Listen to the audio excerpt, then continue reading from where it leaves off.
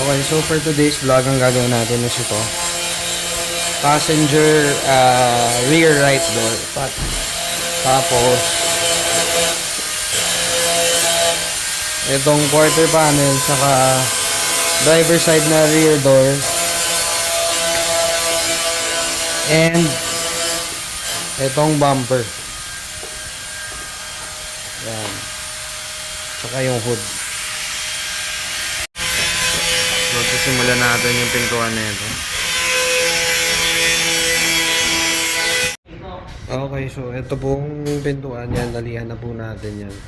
Tapos, susunod natin yung dito. Mga nililihan na rin natin sa itong quarter panel. Yan. Tsaka itong pintuan. So, ayan. Ready for painting na itong Dodge natin. Bale, tatakpan pa natin lahat buo yan. Ayan, tapos i-car cover natin yan para talagang walang anggi. Ito rin yung side na to, pati yung bumper. Gagawin na rin natin. Ito naman yung hood. So, yan din, bubugaan din natin. So, multiple panel repaint to. Computerized paint mixing na yun tayo. Tsaka, quality materials tayo. Hindi tayo gumagamit ng mga substandard. Makikita nyo, ayan, naka-oven pa tayo.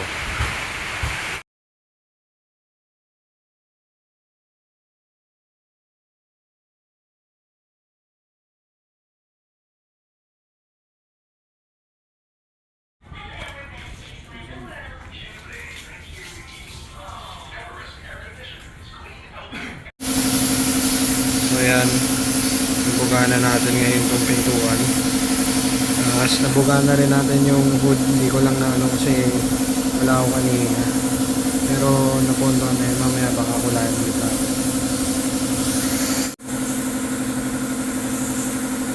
Ito naman yung hood.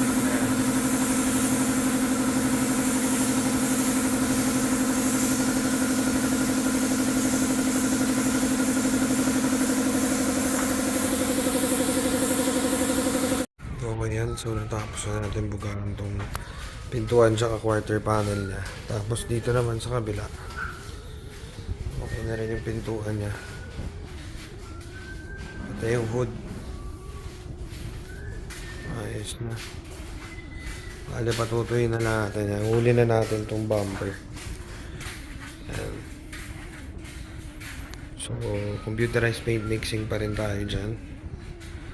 Dodge Durango. Quality materials lang tayo. Sa mga nagtatanong, ang shop location natin is nasa Novaliches tayo. Bale, yun nga. Itong client naman natin, tiga Rockwell pa to. Dinayo ulit tayo. Kasi yung dalawang clients natin, yung may-ari nung Montero, tiga Paranaque, kay Sir Rob.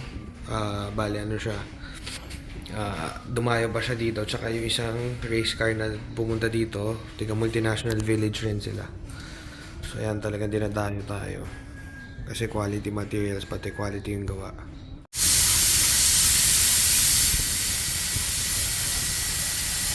So, ito naman yung bumper niya sa harap.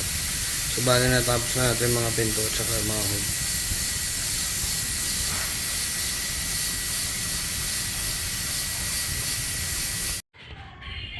So, ito na yung finished product natin. Ayan. Tapos, binuff na natin yung buong katawan itong Durango.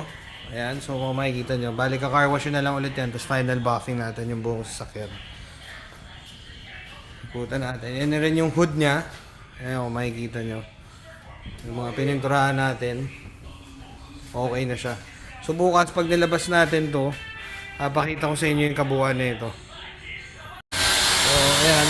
Hugasan na natin siya for final buffing. Tapos, para ma-booster na natin yung ceramic niya. Ayan. So, nandito lang tayo sa labas ng ano. Hindi na natin malabas yung auto dito sa oven since punong-puno tayo. Ang dami nakapila.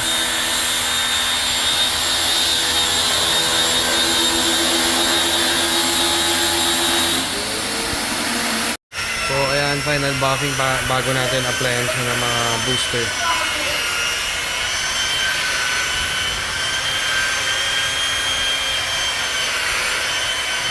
Okay, so ito na yung Dodge Durango natin. Ayun o, kala nyo brand new. Op! Okay na rin yung mga bumper niya.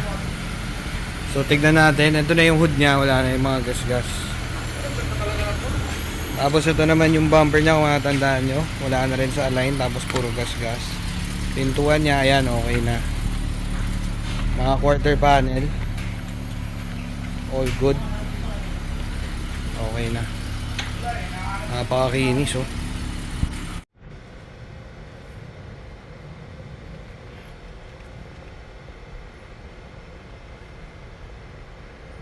So touchdown, nandito na tayo sa may bandang Rockwell. So i-deliver natin yung Dodge. Ayan na. Ayos na siya. Yeah. At harating tayo ng safe.